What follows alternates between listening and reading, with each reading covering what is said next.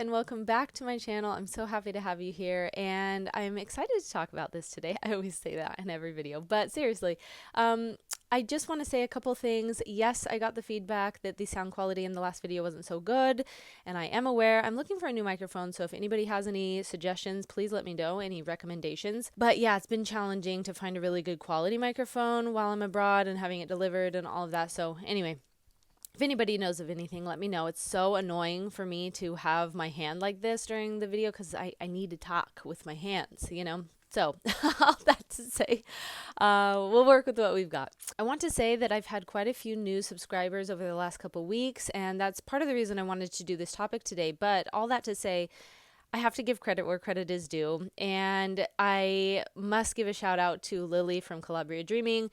I made a response video to one of her videos from a few weeks ago, and actually I got a lot of really good traction from that, and of course that's just due to the algorithm and pinging off of the content that she's already made and me responding to that content. I also want to say that she and I connected and she was mad cool, so I'm really thankful for that. I'm really grateful for her content, and I'm also really grateful for those of you that have found my channel through her content. So I'm happy to have you here, and thank you for subscribing. It occurred to me that I've never really talked about my personal experience moving to Calabria and what that was like, what influenced that decision.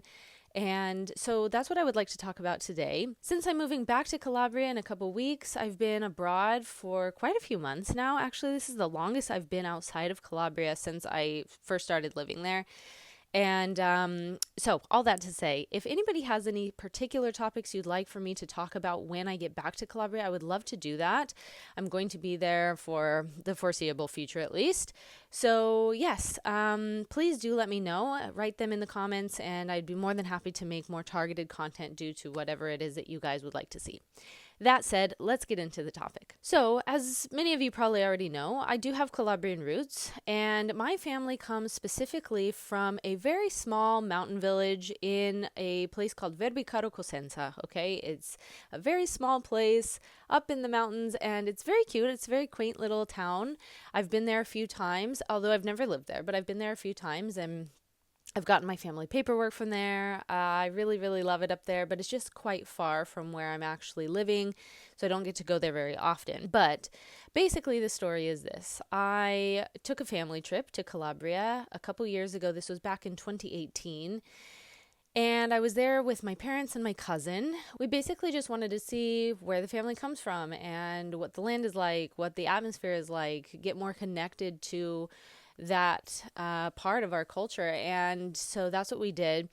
And Calabria is known for so many things, primarily its coastline and also its countryside, right? So it's very obvious. You can just go to the coastline, you can go swimming. There are many beautiful beaches. It's a little bit more challenging to explore the countryside, and I'm very aware that the countryside and agriculture is a huge part of the culture. So that was something that I also wanted to see.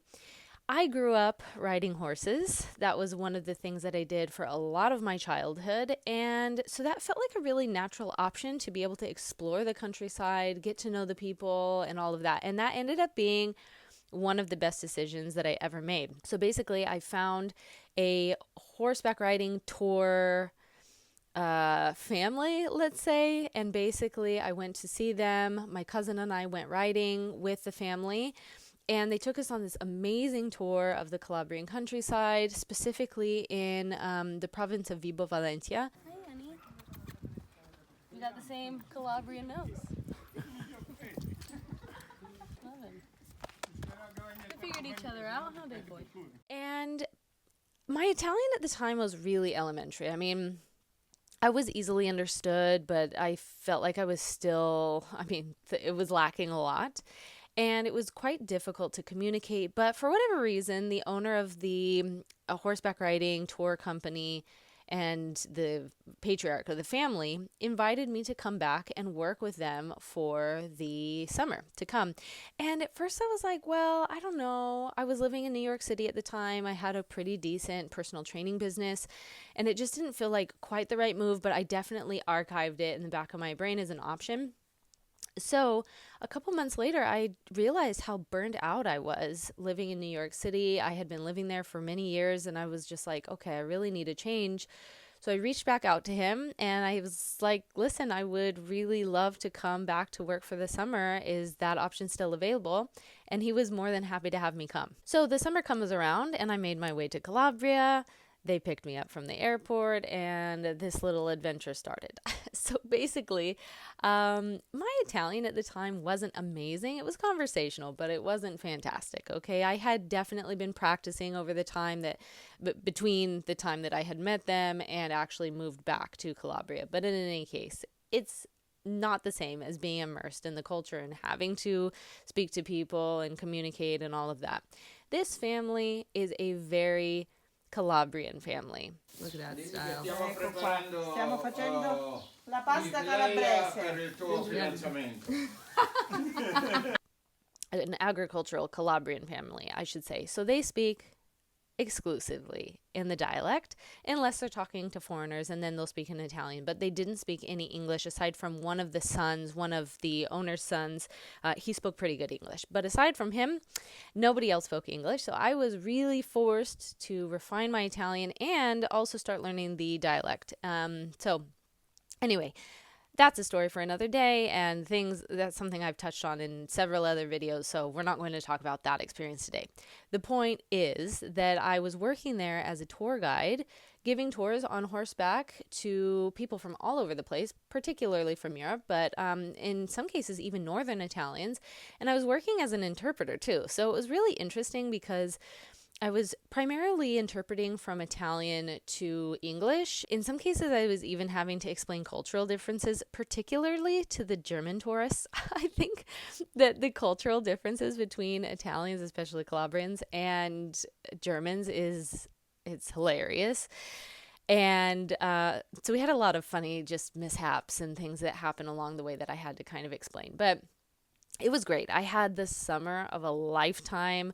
I really enjoyed the people that I was working with. The family just sort of adopted me into the family. They treated me like I was one of their daughters. And I don't know, it was an amazing experience. I basically spent the entire time on horseback, riding the horses through the countryside, going through the olive groves, eating amazing food, and it was great. It was really the summer of a lifetime, and I'm so grateful for that experience. I wasn't paid, so it wasn't a paid position. I was basically working for food and housing, but it was more for the experience, and in all honesty, I didn't need the income because I already had an online personal training business at the time. So I was self-sufficient and I wasn't reliant on that income. There were challenges along the way, in particular, just kind of finding my way, navigating who I was as an Italian-American person, a Calabrian Italian-American person, and kind of figuring out, because the way that they view me is they definitely don't view me as an Italian, but they don't view me as a typical foreigner, right? Like, especially once they figure out what my family name is and they realize that it's a Calabrian family name, they have a tendency to be really excited to have me back and talk to me, get to know my experiences and share cultural things. But it was really challenging in some ways, kind of finding my way in this really traditional society. That was something that I wasn't really used to. I had been living in New York for a long time prior to that, and so that was a pretty big shift away from the lifestyle that I had been living before. Obviously, navigating the language was a huge part of this. However, because I was so immersed in it, and I already spoke Spanish, I already spoke decent enough Italian, it was like the language just sort of, I don't know, I absorbed it through osmosis almost, okay? It came really quickly. I would say within just a few weeks, I was already navigating my surroundings really, really well and starting to feel comfortable, starting to build stronger relationships, starting to have deeper conversations and get to know people and starting to really build a reputation for myself.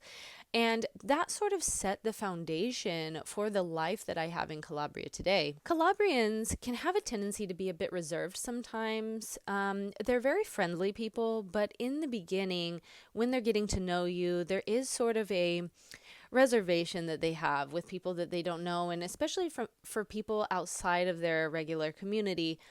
There are cultural reasons and historical reasons for this that maybe I'll touch on some other time, but once that barrier is broken, you become a really trusted member of their society. And once that's done, there's nothing that they won't do for you. I mean, I could give so many examples, but even just today, I was looking to get a new apartment and I found one within 7 minutes. Okay. When you know people, it's just everything just sort of happens really quickly. The thing is, getting your footing there can be quite challenging, right? So I did struggle with some of that stuff in the beginning, but the experience overall was incredible. I mean, again, I had the summer of a lifetime. So after that period, I ended up going back to the States really briefly to process a student visa, and then I went back to Calabria on a student visa. But that experience was cut really short because of a certain well-known global illness that happened around that same time. So I ended up going back to the States again for another brief period, but this time away gave me the opportunity to really develop my teaching career and to develop my reputation online as well. Just making sure that I was having sufficient income coming in through an online source. And that was something that was fantastic because, like I mentioned in one of my previous videos, it can be really difficult to get good work there and a stable income. And I would even go so far as to say that I don't think you should move there if you don't have an income of your own, because relying on a Calabrian income can be very challenging, to say the least, if not risky altogether. All that to say, I did eventually end up moving back in April 2022, and I've been there essentially ever since. Although I have been traveling a lot, and I've found myself in a bit of conflict because I've been traveling a lot in the Middle East, which I've started to just really fall in love with, and I've met so many wonderful people during my travels. So I don't know, I've got my heart kind of chunked up into bits across the globe, specifically in the Mediterranean zone.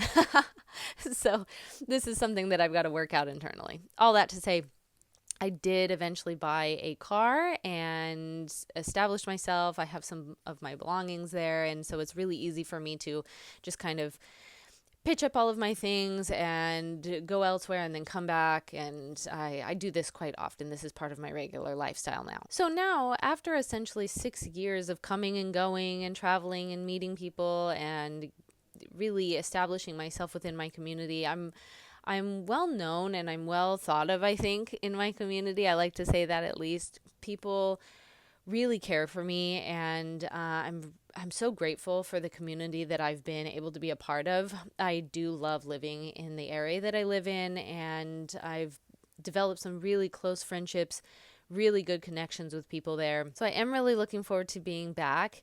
And I should mention that because I'll be back in just a few weeks, please do let me know if there are any specific topics you would like for me to discuss once I'm back there, especially for those of you that are of Calabrian American origin. I want you to be able to see where you come from. I want you to be able to get a good understanding, because I know a lot of you haven't traveled to Calabria. You've never been able to see it for yourself.